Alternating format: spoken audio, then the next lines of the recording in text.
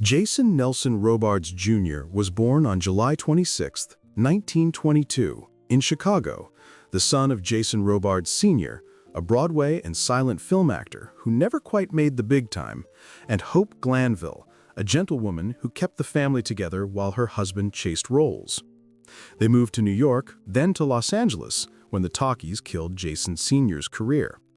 Young Jason grew up backstage, listening to his father rehearse Shakespeare and watching him drink away the disappointment. Jason Jr. was quiet, athletic, and already a heavy smoker at 14. He won the California State Diving Championship in high school and dreamed of Annapolis. His grades were too low. On December 8, 1940, 1 year before Pearl Harbor, he walked into the Navy recruiting office in Hollywood and enlisted as an apprentice seaman. He was 18, 6'1", and told the chief, "I want to serve on a fighting ship." They sent him to San Diego for boot camp, then to radioman school. He learned Morse code, blinker light, and how to patch a voice circuit under fire. In July 1941, he was assigned to the heavy cruiser USS Northampton, CA-26, a sleek treaty cruiser with 9 8-inch guns and a top speed of 33 knots. The ship sailed for Pearl Harbor in October 1941. Jason was on board the morning of December 7th. He watched the Japanese planes come in low over the hills and stood frozen on deck as the Arizona exploded. The Northampton escaped the harbor under full steam and spent the next year escorting carriers and bombarding Japanese islands. By November 1942, he was a radioman third class, standing watch in the main radio shack.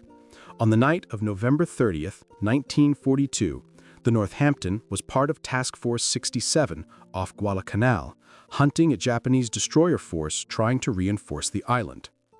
The Battle of Tassafaronga began at 2300 hours. The American cruisers opened fire first, sinking one enemy destroyer. Then the Japanese launched long-lance torpedoes, oxygen-powered monsters that left almost no wake. 2 struck the Northampton within minutes. The first hit forward, the second amidships. The ship listed hard to port, fires raging below decks. Jason was thrown against the bulkhead when the torpedoes hit. The lights went out. Emergency lanterns flickered on. The captain ordered abandoned ship at 1300 hours. Fuel oil poured from ruptured bunkers and caught fire on the water. Jason grabbed a life jacket, helped a wounded sailor to the rail, and jumped into the Black Pacific. The water was warm, but coated with burning oil. Men screamed as the flames caught their hair. Jason swam through patches of fire, holding the wounded sailor above the surface. He found a raft, hauled the man aboard, then went back for others. He pulled 3 more sailors from the water before a destroyer, the USS Fletcher, came alongside and lowered nets. Of the 773 men aboard the Northampton, 50 died that night. Jason spent the rest of the war on the repair ship USS Argonne in Noumea, then on the new heavy cruiser USS Nashville, CL-43.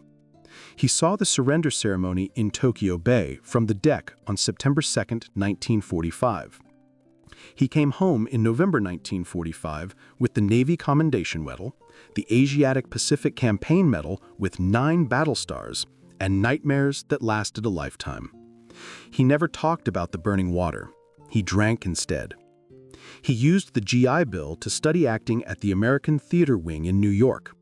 His father saw him on stage in 1953 and said, "Kid, you're better than I ever was." He played bit parts off-Broadway, then landed Hickey in The Iceman Cometh in 1956. Critics called it the performance of the decade.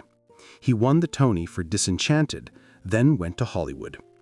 He played Ben Bradley in All the President's Men, 1976, and won back-to-back Oscars, Julia, 1977, and All the President's Men, 1976, awarded in 1978.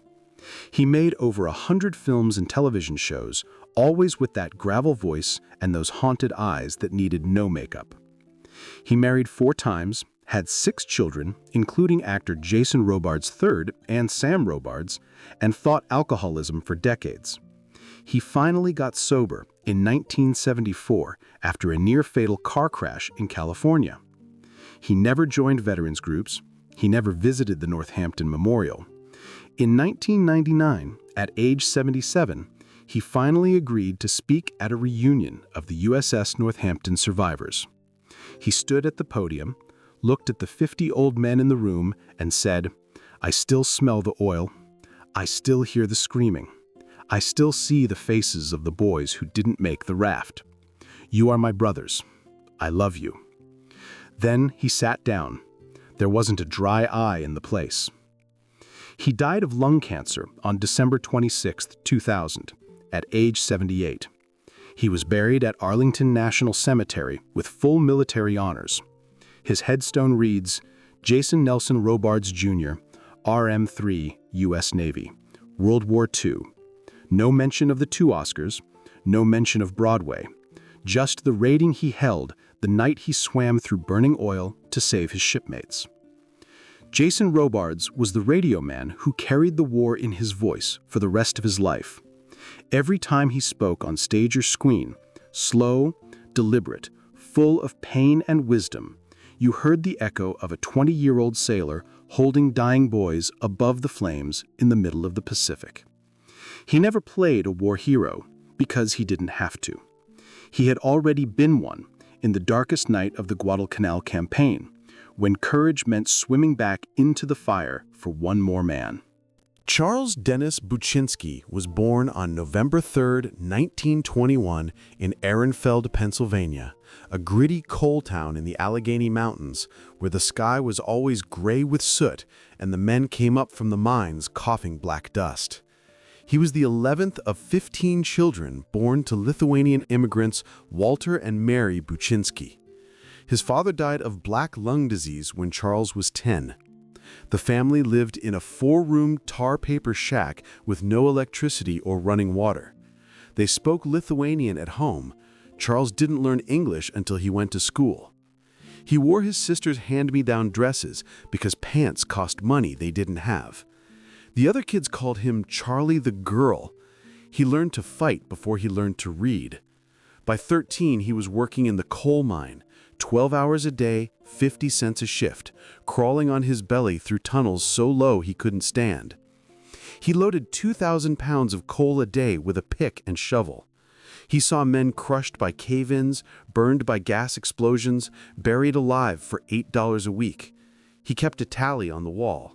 Every year, another brother or cousin didn't come up. Pearl Harbor came when he was 20. He walked 15 miles to the recruiting station in Johnstown and enlisted in the Army Air Forces on December 29, 1942.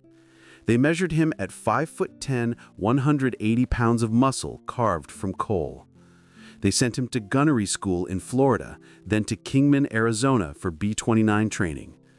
In January 1945, he shipped out with the 39th Bomb Group, 61st Bombardment Squadron, to Guam, then to Tinian in the Marianas. He was an aerial gunner on a superfortress named Little Butch. His station was the tail turret, 2 50-caliber machine guns and a 20mm cannon in a glass bubble at the rear of the plane. He sat alone for 12-hour missions, freezing at 28,000 feet, breathing oxygen through a rubber mask, scanning the sky for Japanese fighters. His first mission was March 9, 1945, Tokyo Fire Raid. 334 B-29s dropped 1,700 tons of incendiaries. Charles watched the city burn from horizon to horizon, a red glow that lit the clouds. They flew so low he could see people running in the streets. No fighters came up. The Japanese saved them for later. The flak was light. The crew joked on the way home. Charles didn't laugh. He wrote in his diary, "We just killed 100,000 people. God help us." He flew 25 missions total: Tokyo, Yokohama, Nagoya, Kobe, Osaka. On April 7, 1945, over the Musashino aircraft plant near Tokyo, the Japanese threw up everything they had. More than 300 fighters, Zeros, Tonys, and Georges attacked the formation. Charles's plane took hits in the tail. A 20mm shell exploded against his turret, shattering the plexiglass and sending shards into his left arm and shoulder. Blood poured down his flight suit. He kept firing. He shot down one Zero and damaged another. The pilot dove to escape. Charles passed out from blood loss. The crew dragged him out of the turret, slapped a battle dressing on the wound, and flew home on 3 engines. He woke up in the hospital on Guam with 30 stitches and a Purple Heart he never hung on the wall. He finished his 25th mission on August 14, 1945, one day before the Japanese surrender. He was 23 years old, a staff sergeant with the Air Medal, 2 oak leaf clusters, and shrapnel scars he would carry for life. He came home in November 1945 with $600 in his pocket and a duffel bag full of flight logs. He worked as a bricklayer, a short-order cook, and a set painter at a small theater in Philadelphia. In 1949, he joined a theater troupe and changed his name to Charles Bronson, Bronson Avenue in Hollywood, because Buczynski sounded too Russian during the Red Scare. He got bit parts in The Mob, Pat and Mike, House of Wax. He played Indians, thugs, and boxers. In 1954, he had 4 lines in Drumbeat and stole the picture from Alan Ladd. John Wayne saw it and said, "That ugly son of a bitch can act." Directors started casting him as the heavy with the broken nose and the dead eyes. He made Machine Gun Kelly, The Magnificent Seven, The Great Escape. In 1968, he went to Europe and became the highest-paid actor in the world with Once Upon a Time in the West. He made The Dirty Dozen, Death Wish, 5 of them. Critics called him wooden. Fans loved the silence. He never smiled on screen after 1970. He said, "I learned to keep my mouth shut in the coal mine. Same thing works in movies." He married 3 times, Harriet Tendler, Jill Ireland, who left David McCallum for him, and Kim Weeks. He had 4 children. He kept a .45 in every room and slept with the lights on. He never talked about the war until 1986, when a reporter asked about the scar on his shoulder. He said, "Tokyo, 1945, that's all you get." He died on August 30, 2003, at age 81, of pneumonia and Alzheimer's. He was buried at Brownsville Cemetery in Vermont, under a simple stone that reads, Charles Bronson, 1921 to 2003. No mention of Death Wish, no mention of the millions. Just the name he chose and the dates he lived. The men of the 61st Bomb Group sent a wreath that said, "To Buck, our tail gunner, our brother, our hero." Charles Bronson was the poorest kid in America who became the toughest face in Hollywood. He spent his childhood 500 feet underground and his war 30,000 feet in the air, and both left marks no camera could hide. He never played the hero because he didn't have to. He had already been one, bleeding in a glass bubble over a burning city, doing his job while the world caught fire below. Eugene Wesley Roddenberry was born on August 19, 1921, in El Paso, Texas, the eldest son of Eugene Edward Roddenberry, a police sergeant who believed in duty and discipline, and Caroline Glenn, a devout Baptist who read the Bible every night. The family moved to Los Angeles when Gene was 2. He grew up in Jefferson Park, flying balsa wood gliders from the roof of the garage and reading pulp magazines about Buck Rogers and John Carter of Mars. He was tall, handsome, and restless, with a pilot's eyes and a poet's mouth. He took flying lessons at 12, soloed at 16, and earned a pilot's license before he could legally drive. At Los Angeles City College, he studied pre-law, then switched to aeronautical engineering. When Pearl Harbor came, he was 20, a junior, and already logged more hours than most instructors. He enlisted in the Army Air Forces on December 18, 1941, one of the first to sign up in California. After primary flight school in Texas and multi-engine training in New Mexico, he earned his wings and a second lieutenant's bars in 1942.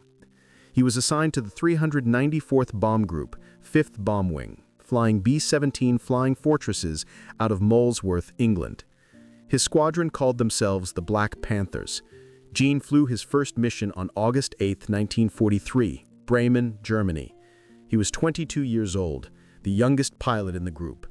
He flew the left seat in Yankee Doodle 2, a battered B-17 with a naked lady painted on the nose. The crew trusted him because he never panicked and always brought them home. He flew 89 combat missions, more than any other pilot in the 394th. He bombed submarine pens at Lorient, aircraft factories at Regensburg, ball bearing plants at Schweinfurt, the infamous Black Week missions where the 8th Air Force lost 60 bombers in one day. On October 8, 1943, over Bremen again, his B-17 took a direct flak hit in the bomb bay. The plane lurched, bombs still aboard. Gene ordered the crew to jettison everything, then nursed the crippled bomber back across the North Sea on 2 engines. They ditched in the channel. The entire crew survived. The RAF picked them up in a launch. Gene bought every man a beer that night and never mentioned it again. His closest call came on August 2, 1944, over Syria. He was flying a transport mission in a C-47 when the left engine caught fire over the desert. He crash-landed wheels up in the sand near Palmyra. The plane flipped, broke in half, and burned. 2 crewmen died. Gene pulled the others clear, then organized the survivors to march 20 miles to a Bedouin camp. He kept them alive for 3 days on dates and camel's milk until a British patrol found them. He never filed an incident report. He just wrote in his log, "Crashed. Everyone walked away except 2. My fault." He finished his tour in June 1945 with the Distinguished Flying Cross, the Air Medal with 6 oak leaf clusters, and a promotion to captain. He flew the Pacific route home, ferrying generals and war correspondents. On one flight from Karachi to Miami, he sat next to a Pan Am pilot named Maurice Majewski. They talked about the future of aviation, space travel, and a world without war. Gene said, "Someday we'll fly to the stars, and we'd better learn to get along first." Majewski laughed. Gene didn't. After the war, he joined Pan American World Airways as a pilot, flying DC-4s from New York to Johannesburg. On June 20, 1947, the Clipper Eclipse crashed on takeoff in the Syrian desert near Damascus. The plane cartwheeled and burned. 14 of the 36 aboard died. Gene was in the cockpit jump seat. He kicked out the windshield, crawled through flames, and pulled passengers out with his bare hands. He saved 8 lives before collapsing with burns and broken ribs. The crash made headlines. Pan Am grounded him for medical reasons. He resigned and joined the Los Angeles Police Department in 1949, walking a beat in the 77th Division because he needed a job and believed in public service. He wrote speeches for Chief William H. Parker by day and television scripts by night. He sold stories to Mr. District Attorney, Highway Patrol, Have Gun Will Travel. In 1964, he pitched a new series to Desilu Studios, a Western set in space, about a starship exploring new worlds under strict military discipline. He called it Star Trek. The network executives thought he was crazy. He sold it anyway. The pilot aired on September 8, 1966. The bridge of the Enterprise was modeled on a B-17 cockpit. The chain of command was pure Army Air Forces. The prime directive was the lesson he learned over Bremen: never interfere unless you're willing to live with the consequences.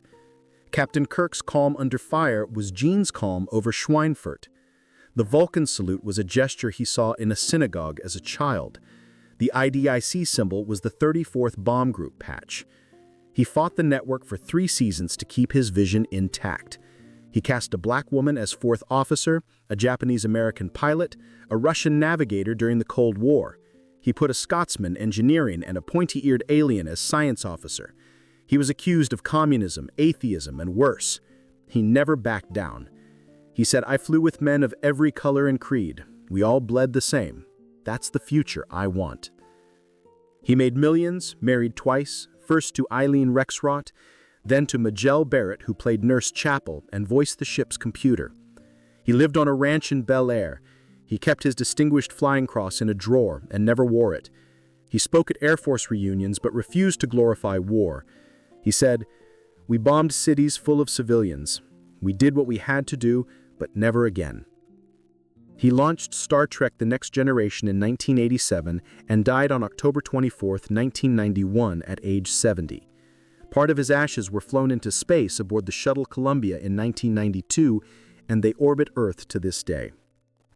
Gene Roddenberry was the bomber pilot who saw the future from 25,000 feet and decided humanity could do better. He flew 89 missions through hell and came home to build a universe where war was obsolete, where courage meant exploration, and where the only enemy was ignorance. He gave us the final frontier because he had already seen the edge of the world and knew we were meant for more.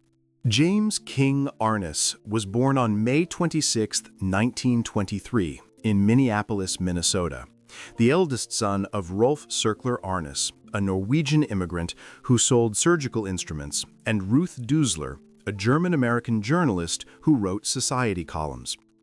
Jim grew up in a quiet neighborhood near Lake Calhoun, hunting ducks with his father and playing basketball at Washburn High. By 18, he was 6'7", raw-boned and shy, with size 17 feet and a voice so deep it rattled windows. College recruiters begged him to play center. Jim wanted adventure. He hitchhiked to California in 1941, worked as a longshoreman on the Los Angeles docks, and listened to the radio on December 7th when Pearl Harbor was attacked. 3 days later, on December 10th, 1941, he tried to enlist in the Marine Corps. The recruiter measured him and laughed.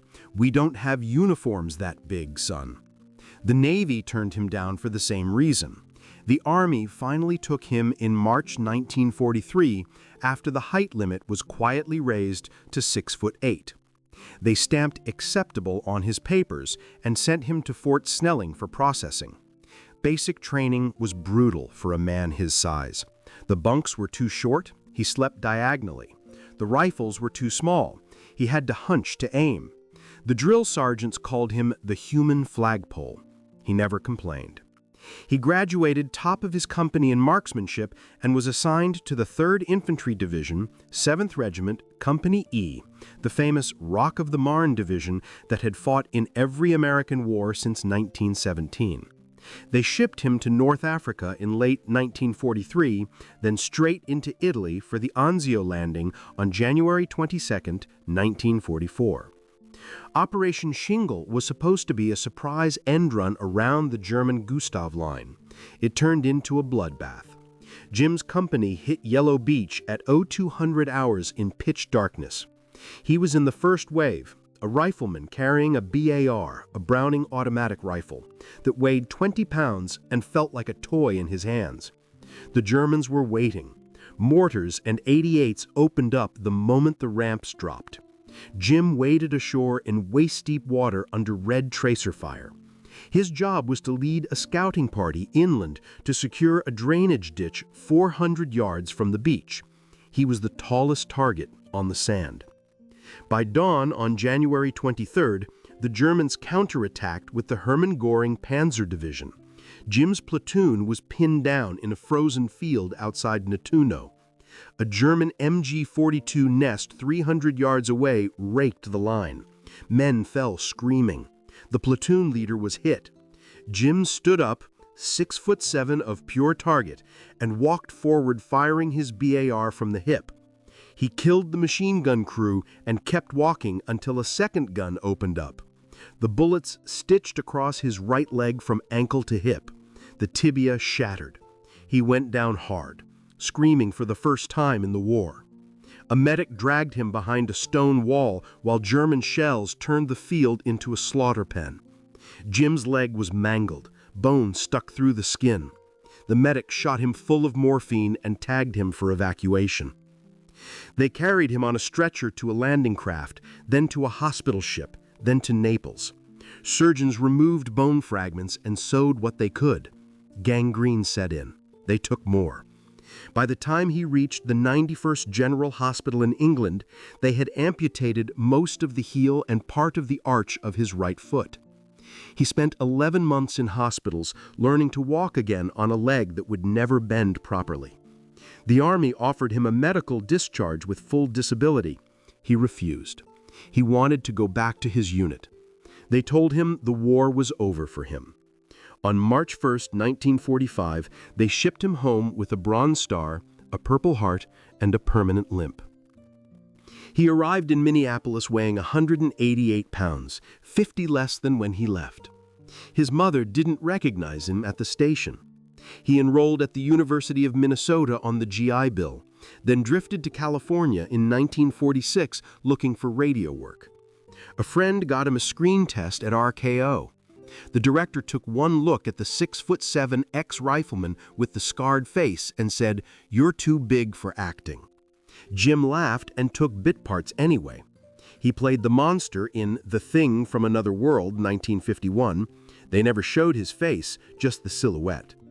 John Wayne saw the dailies and told Howard Hawks, "That kid's got something." John Wayne got him a contract at his production company. Jim changed his last name to Arness on Wayne's advice. Sounds tougher. He played Loretta Young's brother in The Farmer's Daughter, then the lead in Them, the Giant Ants movie.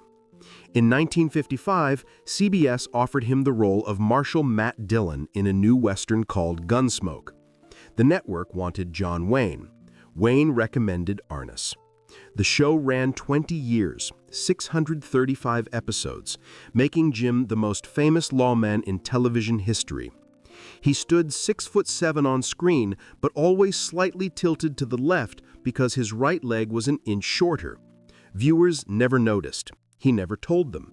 He married twice, had 3 children, and kept a locked drawer full of war photos he never showed anyone. He refused to talk about Anzio until 1994, when he finally sat down with the Gunsmoke cast for a reunion special. He said, "I lost a lot of good boys on that beach. I walk funny because of them." That was all. He died on June 3, 2011, at the age of 88. He was buried at Forest Lawn, Glendale, with a simple marker that reads, "James Arness, Sergeant, U.S. Army, World War II." No mention of Matt Dillon, no mention of 20 years on television. Just the rank he earned bleeding in an Italian field in 1944. James Arness was the tallest man on the battlefield and the quietest hero Hollywood ever had. He gave a leg for his country and spent the rest of his life standing tall on what was left, never asking for thanks, never playing the hero off-screen. He was the gentle giant who carried the memory of Anzio in every step.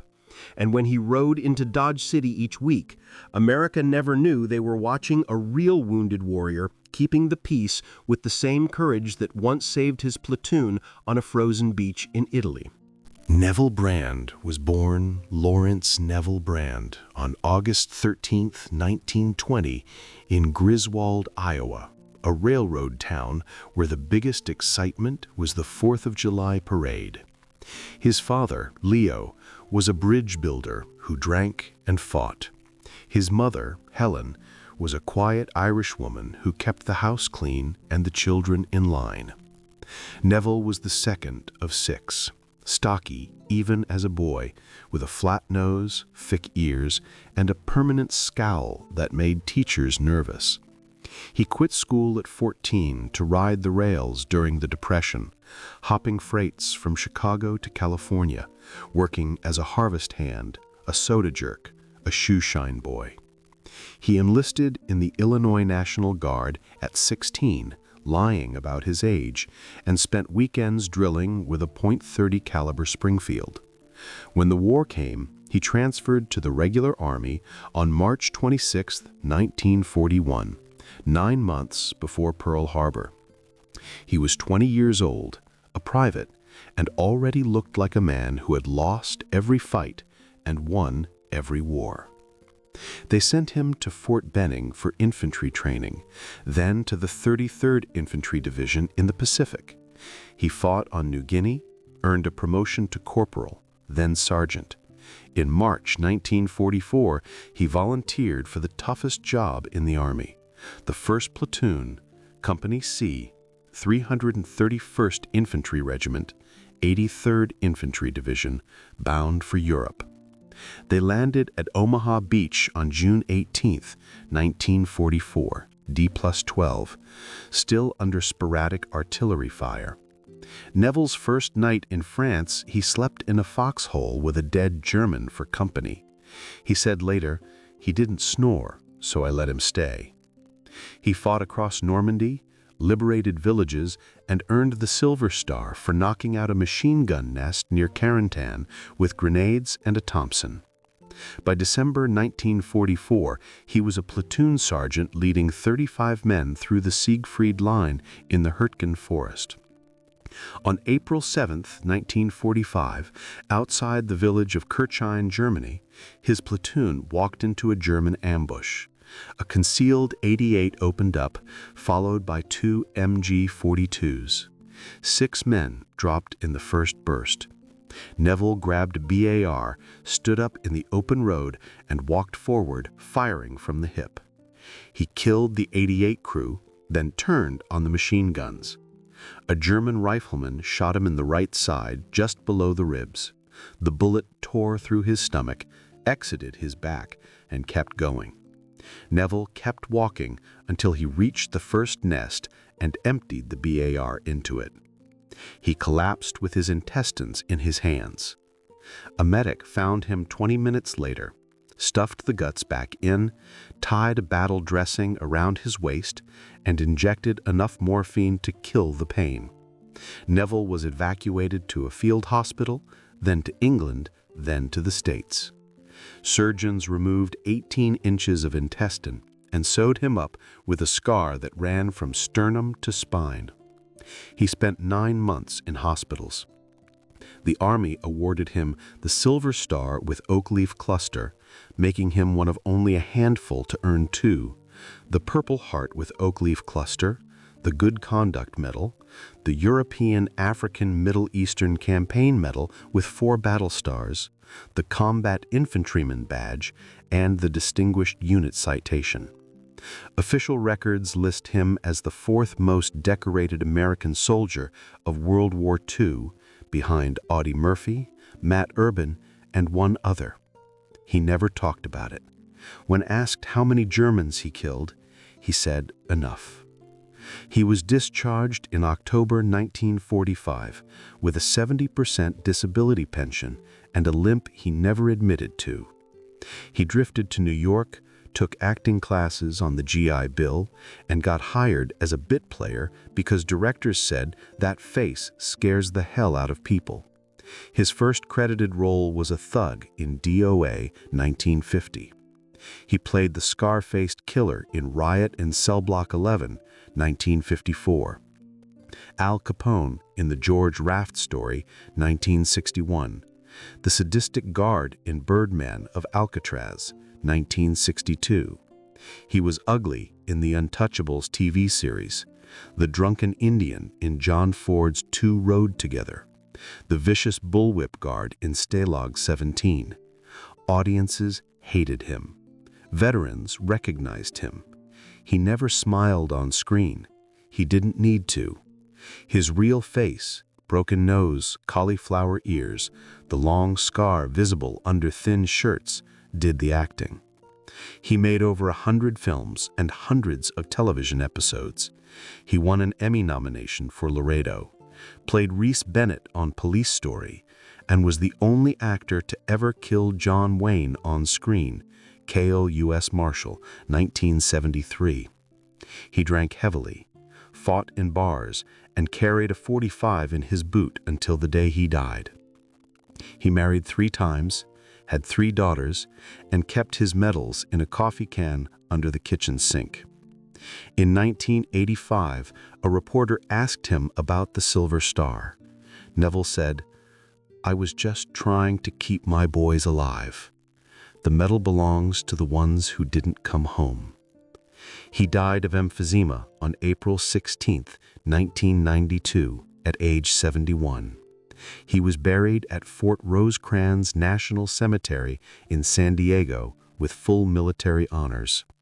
His headstone reads, Neville Brand, SS Sergeant, U.S. Army, World War II, Silver Star. No mention of the movies, no mention of the villains, just the rank he earned, bleeding on a German road in 1945. Neville Brand was the 4th most decorated soldier of the war who spent the rest of his life playing the ugliest men in Hollywood. He never played the hero because he didn't have to. He had already been one walking into machine gun fire with his guts hanging out so 35 scared kids could live another day. Every scar-faced killer he ever portrayed carried the real scars of a man who had seen hell and walked out the other side carrying his own intestines. Audie Leon Murphy was born on June 20th, 1925, on a sharecropper's farm outside Kingston, Texas, the seventh of 12 children in a family so poor they sometimes ate wild greens and killed armadillos for meat.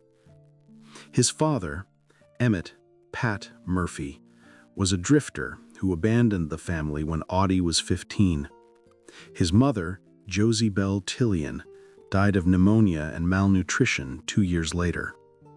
Audie, barely 5'5" and 90 pounds soaking wet, quit school in the 5th grade to pick cotton and hunt rabbits with a .22 so his younger siblings wouldn't starve. He could drop a squirrel at 100 yards with one shot and skin it before it hit the ground. When Pearl Harbor came, he was 16, working at a gas station for $1 a day. He tried to enlist in the Marines. They laughed at him. He tried the Navy. They measured him and sent him home. The Army finally took him in June 1942, after his sister Corinne signed an affidavit swearing he was 18. The recruiter looked at the scrawny kid and said, "Son, you'll be home by Christmas." Audie never smiled. He just said, "Yes, sir." They sent him to Camp Walters, Texas for basic training. The drill sergeants tried to break him. They made him run extra miles, carry extra gear, clean latrines with a toothbrush. Audie never complained. He graduated as the best shot in the company and shipped out with the 3rd Infantry Division to North Africa in 1943. He was 18, a private, and already the man of his family. His first combat was the invasion of Sicily, July 1943. He killed 2 Italian officers on horseback with one burst from his M1. The Army promoted him to corporal. Then came Salerno, Italy. He held a hill alone with a machine gun while his unit retreated. Then Anzio, January 1944. He earned the Bronze Star for crawling 200 yards under fire to knock out a German machine gun nest. Then southern France, August 1944, Operation Dragoon. He landed with the 1st Battalion, 15th Infantry Regiment and marched north through the Rhone Valley, killing Germans the way he once killed rabbits, quiet, quick, and without hesitation. By January 1945, he was 20 years old, a 2nd lieutenant and commander of Company B.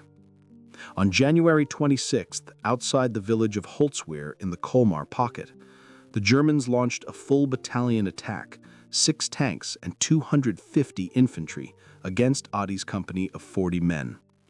The temperature was 14 degrees below zero. Half his men were wounded or frozen. Audie ordered the survivors to fall back. He stayed.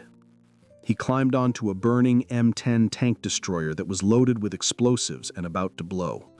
He manned the .50 caliber machine gun on top and opened fire.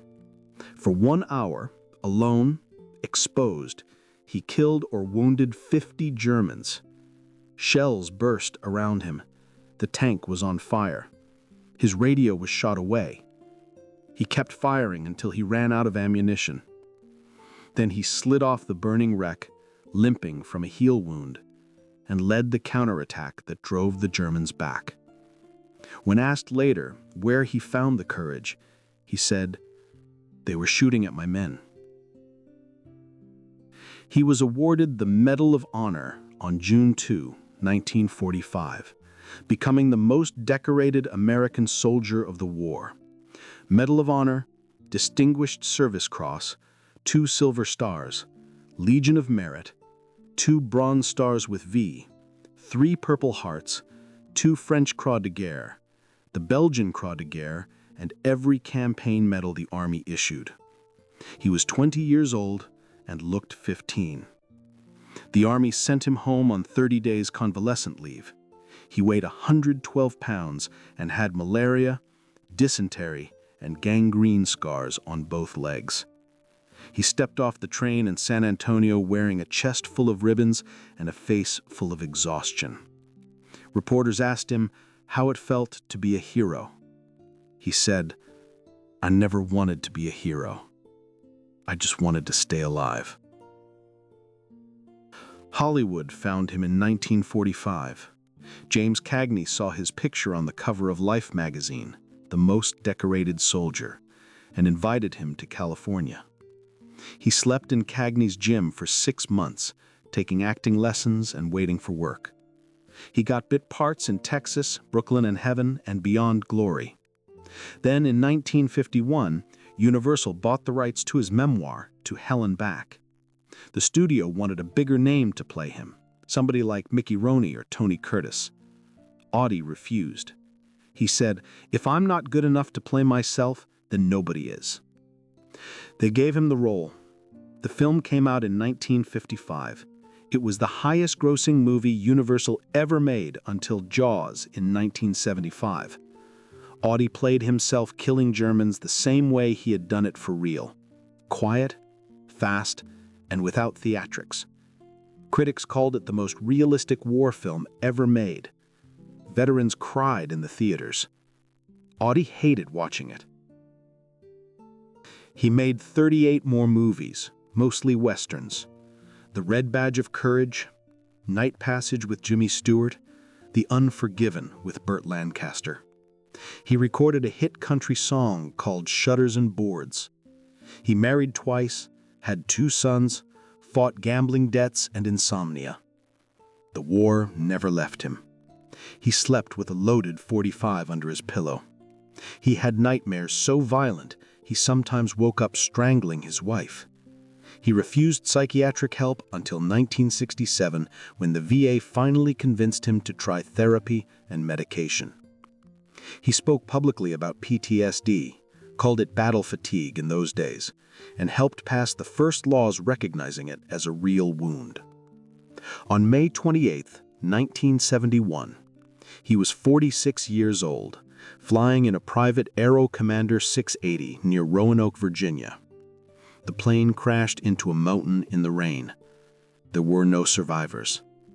He was buried at Arlington National Cemetery with full military honors. His grave is the second most visited after John F. Kennedy's. The headstone lists every decoration except the Medal of Honor. Audie requested it be left off because he said every man who fought deserved one. Audie Murphy never wanted to be a hero. He wanted to go home to Texas and farm. Instead, he became the face of American courage, the boy who weighed less than his rucksack and carried a nation on his shoulders. He was the most decorated soldier of World War II, who came home and played himself on screen so the world would never forget what real heroes look like. And when he died, America finally understood that the quiet kid with the soft voice and the deadly aim had been the bravest of them all.